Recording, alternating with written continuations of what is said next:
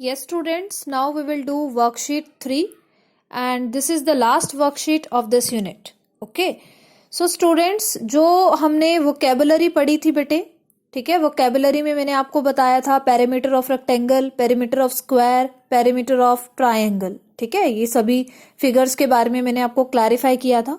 तो in figure के ऊपर बेस्ड यानी कि इन पैरामीटर के ऊपर बेस्ड कुछ क्वेश्चंस हैं.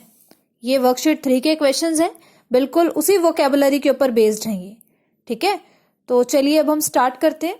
ए पार्ट देखिए, find the perimeter of a rectangle whose length is 12 centimetre and breadth is 8 centimetre.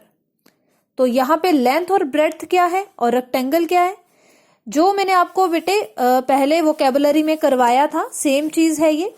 Rectangle वही वाली फिगर है जो हमने वोकेबुलरी में पढ़ी थी, जिसकी अपोजिट साइड्स आपस में इक्वल होती है, यानी कि ये जो लेंथ है ये इसके इक्वल होगी, इस वाली लेंथ के अपोजिट साइड्स आपस में क्या होंगी, इक्वल. फॉर एग्जांपल अगर ये 12 सेंटीमीटर है तो ये भी 12 सेंटीमीटर और ब्रेड्थ भी आपस में क्या होंगे, इक्वल. अगर ये 8 सेंटीमीटर है तो ये भी क्या होगा, 8 सेंटीमीटर. ओके, तो आमने सामने की जो साइड्स हैं आपस में क्या होंगी, इसमें इक्वल होंगी.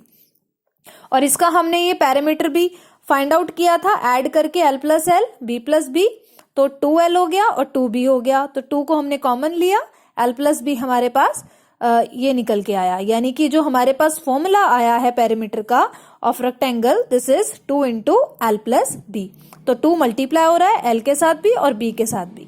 ओके, तो ये फॉर्मूला बेटे हम डायरेक्टली यूज करने वाले हैं क्वेश्चन में. तो यहाँ पे आपको क्या गिवन है, यहाँ पे आपको एक रेक्टेंगल गिवन है जिसकी लेंथ आपको 12 सेंटीमीटर गिवन है और ब्रेड्थ आपको 8 सेंटीमीटर गिवन है, यानी कि हमारे पास लेंथ भी है ब्रेड्थ भी है, तो हम पेरीमीटर आराम से फाइंड आउट कर सकते हैं, है ना. We can find out the perimeter of rectangle very easily, ठीक है. तो इसी फॉर्मूला में हम इसको यूज करने वाले हैं. 2 into L plus B, L की जगह पे हम क्या डालेंगे, 12 डालेंगे और बी की जगह पे हम क्या डालेंगे, 8 centimetre. Okay, now see the question, how we will do this question. Length of a rectangle, बेटे स्टेटमेंट की फॉर्म में है क्वेश्चन, है ना. स्टेटमेंट की फॉर्म में तो हम स्टेटमेंट ही लिखेंगे. Length of a rectangle is equal to 12 centimetre. Now breadth of rectangle, breadth कितनी गिवन है, 8 सेंटीमीटर. पेरीमीटर ऑफ रेक्टेंगल, अब यहां पे हम डायरेक्ट फॉर्मूला लिखेंगे 2 into L plus B. Now अब यहां पे 2 तो सही है, लेकिन एल क्या है यहाँ पे, लेंथ कितनी है 12, तो 12 लिख देंगे, यानी कि एल को हम रिप्लेस कर देंगे और 12 लिख देंगे. प्लस बी यानी कि ब्रेड्थ कितना है यहाँ पे 8, तो 8 लिख दिया हमने. नाउ 12 प्लस 8 कितना होता है बेटे, 20. जब आप 8 को 12 में ऐड करेंगे तो आपको 20 मिलेगा. और एक बात और ध्यान देने वाली है, ब्रैकेट को जब हम हटाएंगे, यहाँ से रिमूव करेंगे तो मल्टीप्लाई का साइन लगाएंगे. बेसिकली क्या हो रहा है, 2 मल्टीप्लाई हो रहा है 20 से, तो हमने इसको सॉल्व कर दिया, ऐड करके हमने 2 से मल्टीप्लाई करना है.